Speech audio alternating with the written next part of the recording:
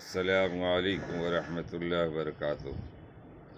حضرت بریدہ رضی اللہ تعالیٰ عنہ فرماتے کہ میں نے رسول اللہ صلی اللہ علیہ وسلم کو یہ ارشاد فرماتے ہوئے سنا، قیامت کے دن جس وقت قرآن والا اپنی قبر سے نکلے گا تو قرآن اس حالت میں ملے گا جیسے کمزوری کی وجہ سے رنگ بدلا ہوا آدمی ہو، اور صاحب قرآن سے پوچھے گا کیا تم مجھے پہچانتے ہو؟ وہ کہے گا میں تمہیں نہیں پہچانتا۔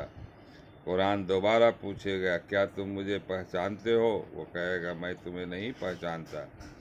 قرآن کہے گا میں تمہارا ساتھی قرآن ہوں جس نے تمہیں سخت گرمی کی دوپہر میں پیاسا رکھا، رات کو جگایا، یعنی قرآن کے حکم پر عمل کی وجہ سے تم نے دن میں روزہ رکھا اور رات میں قرآن کی تلاوت کی۔ ہر تاجر اپنی تجارت سے نفع حاصل کرنا چاہتا ہے، اور آج تم اپنی تجارت سے سب سے زیادہ نفع حاصل کرنے والے ہو۔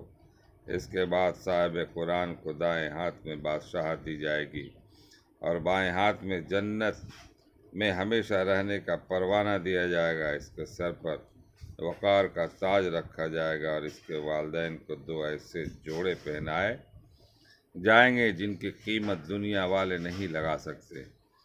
والدین کہیں گے ہمیں یہ جوڑے کس وجہ سے پہنائے گئے؟ ان سے کہا جائے گا تمہارے بچے کے قرآن حفظ کرنے کی وجہ سے۔